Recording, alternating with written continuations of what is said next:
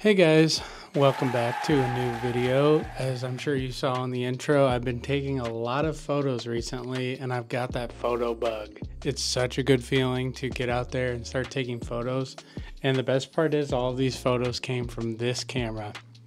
This is some cheap little point and shoot that was in my grandpa's drawer forever.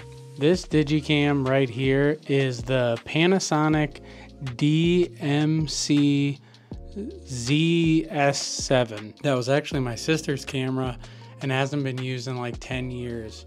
But he told me he had this and I was obsessed with getting it. So I went up and got it and I've been taking a bunch of photos with it ever since, and I've been having a blast with it.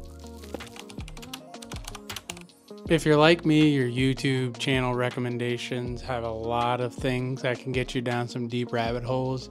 And of late, it's been photography related. And I'm sure you've seen, if you're in the photography space at all, a bunch of these videos come up for digicams and how they shoot like film and how they're coming back in style. And I wanted to ride that hype train.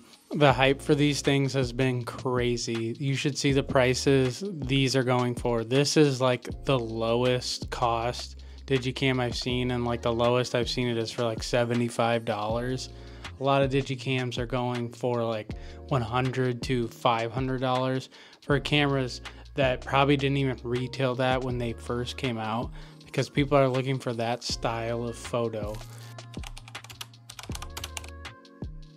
And if you're not really into photography and you have never owned a camera before, or maybe you own a camera and just like the convenience of your phone, totally understand. But something about photos from the phone are so over sharpened, and there's just something about it that I am not a fan of.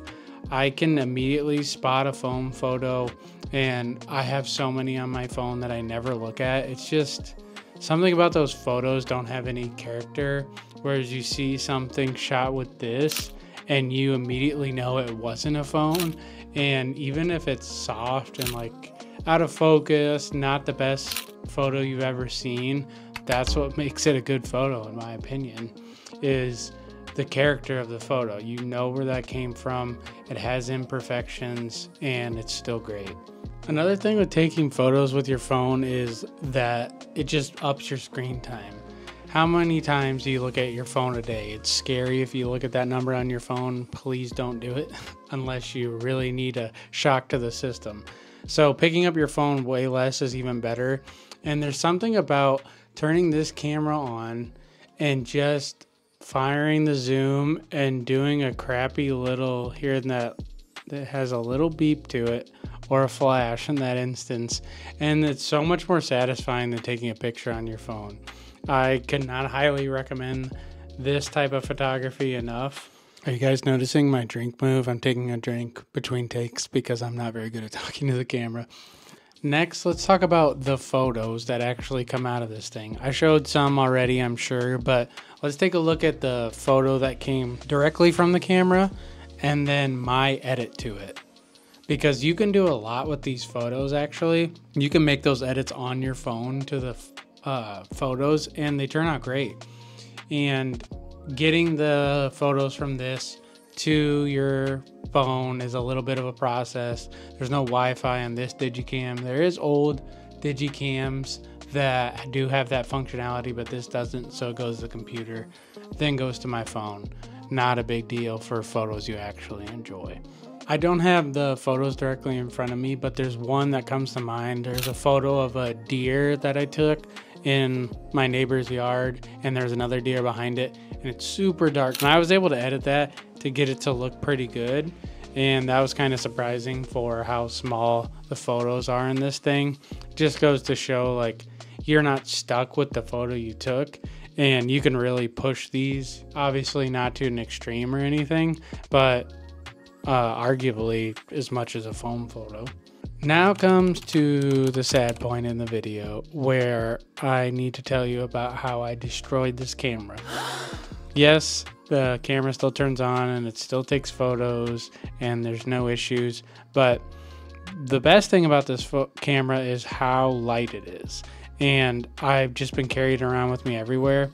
but it's so light that it's easy to forget you're carrying something that you care about while carrying like a bag of groceries, let's say. So I was carrying this up my steps and it fell out of my hand and fell directly face down just on the back screen. And there's no scratches on the screen or anything, a little scuff on the button here, but nothing broken. Took photos right after and it seemed fine. The next day though, and the following days, I noticed that there was some dust in the lens, and I realized when I dropped it, I think I ruined the seal, and dust is getting in here way easier than it used to. So sad times. If you have any digicam that you're looking to get rid of, I'm the guy to talk to. But getting back to what is so important about this and that photography bug I was talking about at the start of the video, the thing I love most about this is I just have it with me all the time and I like to take photos with it. So I'm taking a bunch more photos with this camera. So since this one I broke, this old cheap camera, I decided to buy another pocket camera, the Fujifilm AX650, which will fit in my pocket so I can take some more pocket photos, which hopefully I'll share some of those on my Instagram or on this channel in the future. But I'm looking forward to a high quality version of this camera.